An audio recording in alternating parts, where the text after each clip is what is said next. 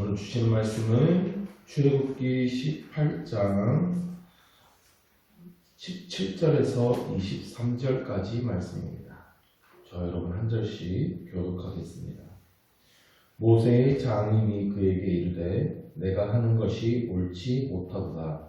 너와 또한 너와 교회한 네 백성이 김경 기회되었어야 하니 이 일이 내게 너무 중하니라. 내가 혼자 할 수 없으리라. 이제 내 말을 들으라. 내가 네게 방침을 가르치리니 하나님이 너와 함께 계실지로다. 너는 하나님 앞에서 그 백성을 위하여 그 사건들을 하나님께 가져오며 그들의 윤례와 법도를 가르치셔서 마땅히 갈 길과 사의를 그들에게 보이고 너는 또 온 백성 가운데서 능력 있는 사람들 곧 하나님을 두려워하며 진실하며 불의한 이익을 유하는 자를 살펴서 백성 위에 세워 1000부장과 100부장과 50부장과 10부장을 삼아 그들이 때를 따라 백성을 재판하게 하라. 큰 일을 모두 내게 가져갈 것이요 작은 일은 모두 그들이 스스로 재판할 것이니 그리하면 그들이 너와 함께 감당할 것이요 이 일이 내게 쉬우리라. 같이 내가 만일 이 일을 하고 하나님께서 내게 허락하시면 내가 이 일을 감당하고 이 모든 백성도 지금으로 평안히 가리라. 아멘. 모세의 장인 이드로가 모세를 찾아왔죠. 떠나갔던 모세의 아내와 두 아들들이 다시 돌아와 하나가 되었습니다. 그들은 하나님께서 행하신 일을 들었고 그것을 자신의 구원으로 받아들였습니다. 그리고 그 이튿날입니다. 모세의 일상이 시작되었어요. 모세는 백성을 재판하느라고 앉아 있습니다. 그리고 백성들은 아침부터 저녁까지 모세 곁에 계속 서 있는 겁니다. 당시 지도자의 주요 임무는 백성들을 재판하는 일이었어요. 사회든 직장이든 교회든 어느 곳이든 사람들이 많이 모인 곳에는 여러 가지 갈등과 문제와 분쟁들이 일어났죠. 서로 다툼이 벌어졌을 때 누가 옳으냐 그르냐, 누가 잘못한 것이냐, 그러면 적절한 해결책은 어떻게 해야 되느냐, 이것을 지도자가 답을 줘야 돼요. 그러면 기준이 있어야 될 것 아닙니까? 그 법이라고 하는 그 기준은 나라마다, 지역마다, 또 문화에 따라서 당시 사람들의 가치 기준에 따라서 다 제각각입니다. 다 똑같지 않습니다. 지금도 나라마다 다 그 나라에서 중요하게 생각하는 죄, 그리고 처벌의 정도가 다 다르잖아요. 지금 이스라엘이라는 나라가 새롭게 생겨났어요. 그러니까 애국과는 전혀 다른 기준이어야 합니다. 하나님께서 왕이 되시는 하나님의 나라니까요. 그러면 하나님의 법칙대로 하나님께서 중요하게 여기는 그 가치를 기준으로 판단하고 백성들의 잘못을 가려 주어야 되는 거예요. 지금 모세가 그 일을 하고 있는 겁니다. 이스라엘 백성들이 이때 최소 200만 명이 넘습니다. 그러니까 얼마나 많은 문제들이 그 안에 벌어지겠어요. 그 문제들이 벌어질 때마다 전부 모세에게 가져오는 거예요. 그 모세가 하루 종일 앉아가지고 그 일을 해결하고 있는 거죠. 모세의 장인 이트로가 그 일을 가만히 지켜봤습니다. 그리고 이건 아니다 라고 생각한 거죠. 14절에서 모세에게 묻습니다. 왜 이렇게 하냐는 거예요. 그래서 모세가 백성이 하나님께 물으려고 내게 가져오기 때문이다 라고 답합니다. 16절 후반부에 내가 그 양쪽을 재판하여 하나님의 율례와 법도를 알게 하나이다. 그러니까 지금 모세 혼자 이 일을 감당하고 있는 이유가 있는 거예요. 백성들은 하나님의 율례와 법도를 모르기 때문입니다. 지금까지 하나님께서는 계속 모세에게 말씀하셨습니다. 그리고 그 하나님의 말씀을 모세는 계속 이스라엘 백성들에게 전달했습니다. 모세가 하나님과 이스라엘 백성 사이의 중보자예요. 하나님의 뜻을 알려주고 하나님의 뜻대로 판단할 수 있는 사람이 모세밖에는 지금 없는 거예요. 그래서 백성들이 모든 문제를 모세에게 가져오고 있어요. 그러자 모세의 장인이 그렇다 하더라도 지금 이런 방식은 옳지 못하다라고 말합니다. 18절을 보시면 너와 또 너와 함께한 이 백성이 필경 기력이쇠하니 이 일이 내게 너무 중합니다. 내가 혼자 할 수 없으리라. 그러니까 야, 이건 잘못된 거야. 이건 아니지라고 그냥 하는 게 아니라 모세를 위해서 하는 말이에요. 일단 모세가 기력이쇠할 거다. 이거 어떻게 이거 매일 이렇게 이 일을 감당할 수 있겠냐. 그리고 이 백성도 기력이 쇠할 것이다. 그러니까 이거 지금 당장 얼마 동안 할 수 있을지 모르지만 이 방식으로는 오래 못 간다. 다 지칠 거라는 거예요. 하루 종일 백성들의 분쟁과 문제를 해결하는 게 어디 쉬운 일이겠습니까? 이거 굉장히 힘도 들고 그러니까 정신적으로 스트레스도 엄청날 겁니다. 백성들도 마찬가지죠. 분쟁이 생기면 호소할 것이 모세밖에 없어요. 그럼 가면 하루 종일 줄 서서 기다려야 돼. 그럼 어떤 날에는 며칠씩 걸릴지도 모릅니다. 그러니까 서로 피곤하죠.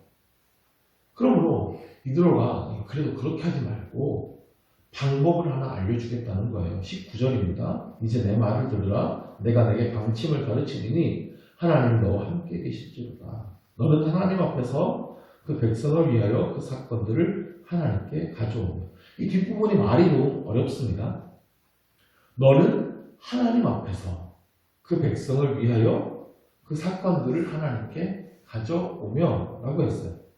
너는 하나님 앞에서 라고 하는 말은 하나님 앞에 서 있는 일에 지금 집중하라는 겁니다. 모세는 하나님의 말씀을 받아서 그 말씀 그대로 이스라엘 백성들을 인도해야 되는 지도자예요. 하나님과 백성 사이의 중보자예요.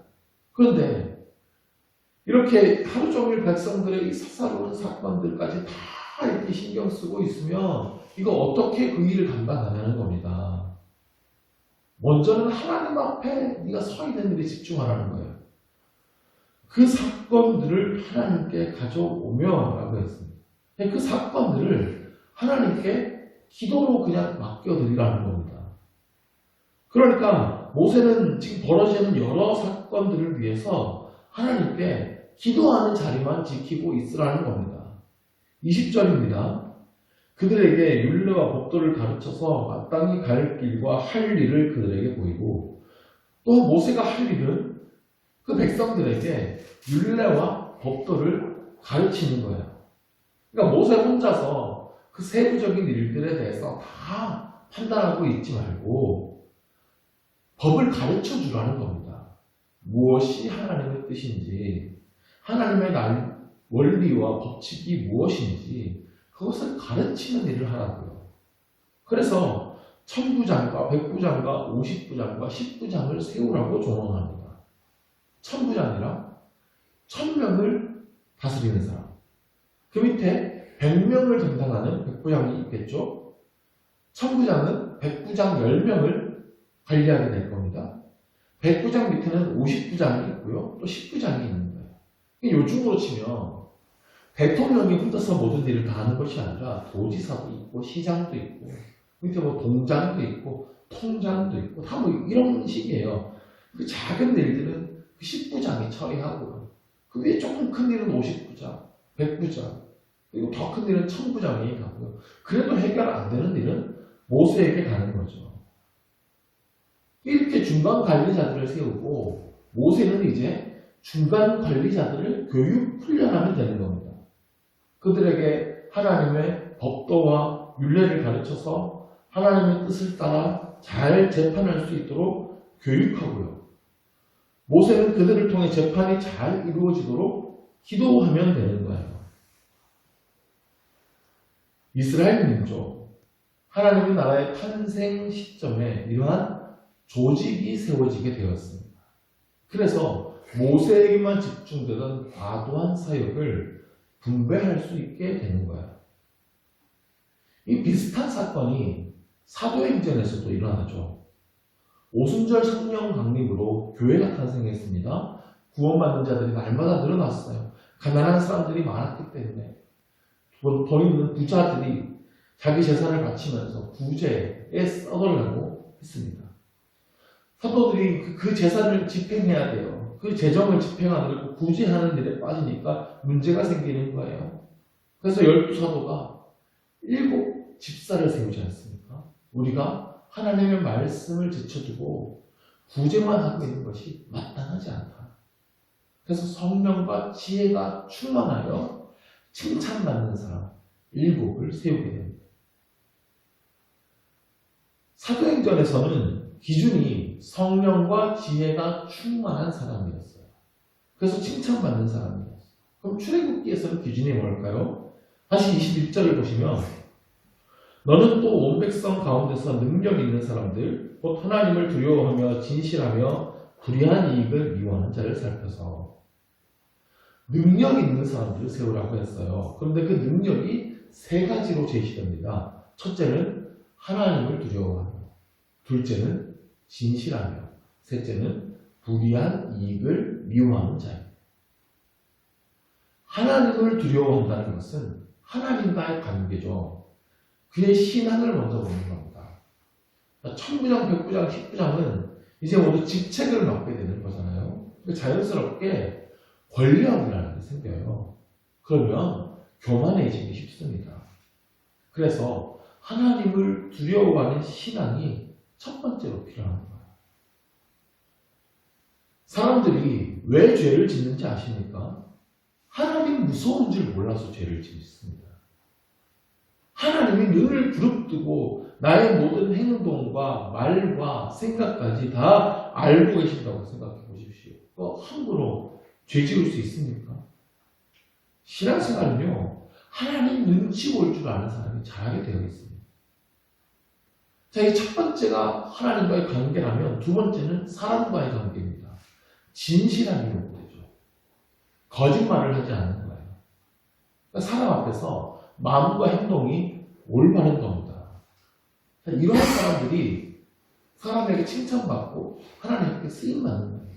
세 번째는 물질과의 관계입니다. 뇌물을 거절할 줄 아는 사람이죠. 그러니까 힘이 생기는데 그 힘을 가지고 자기의 이익을 챙기려고 하지 않는 사람. 이러한 사람들을 능력 있는 사람이라고 오늘 설명합니다. 이러한 사람이 하나님 나라에서 쓰임받는다는 거예요. 가만히 들여다보세요. 세상의 기준하고는 좀 반대죠.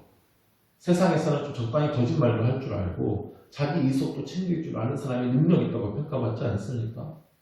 무엇보다도 힘 있는 자리에 올라가면 하나님 두려워할 줄 모르죠. 자기가 하나님인 줄 알잖아요. 이 하나님께서 사용하시는 하나님 나라의 일꾼은 반대라는 것을 우리가 기억해야 합니다. 모세는 장인 이드로의 말을 따라 사람들을 세웁니다. 어려운 일들만 모세에게 가져오고 작은 일들을 이 중간 관리자들에게 맡기게 되죠. 이것은 하나님께서 이드로를 통해 주신 지혜입니다. 17절 말씀을 보면 이드로가 모세에게 내가 한 것이 옳지 못하도다 라고 했어요. 옳지 못하다라는 이 말을 원문 그대로 번역하면 좋지 않다라는 뜻입니다. 좋지 않다라는 표현은 성경에서 딱 2번 나옵니다. 오늘 본문에 나왔고요. 이전에는 창세기 2장에 나왔어요. 하나님께서 지으신 세상이 다 좋았는데 딱 하나가 좋지 못했어요. 사람이 혼자 사는 것이 좋지 않다고 하셨어요.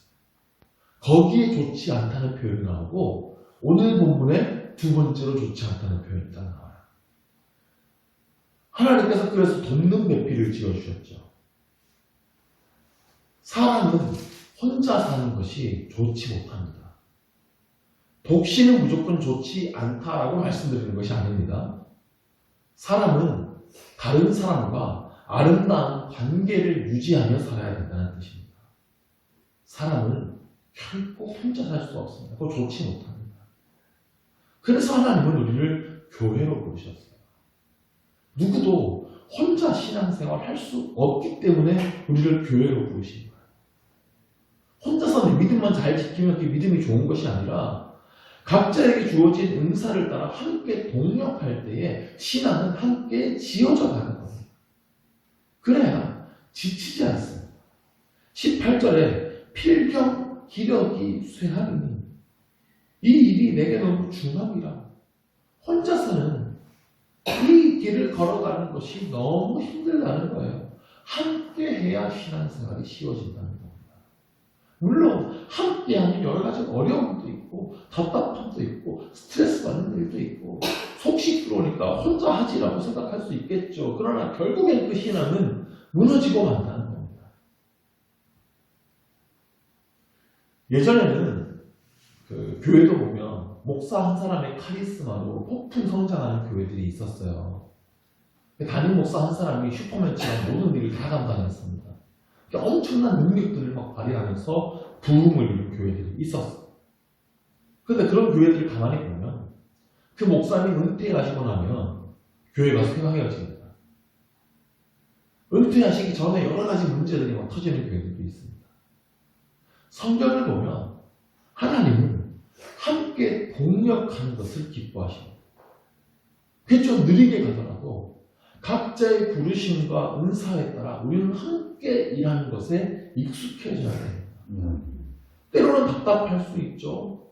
못 믿었고 내 마음 같지 않고 그래서 갈등이 생길 수도 있습니다. 그런데 그렇게 해서 끊임없이 하나님의 말씀을 교육하고 훈련하고 하나님의 법대로 일하는 법들을 가르치면서 함께 지어져가는 교회가 오래가요.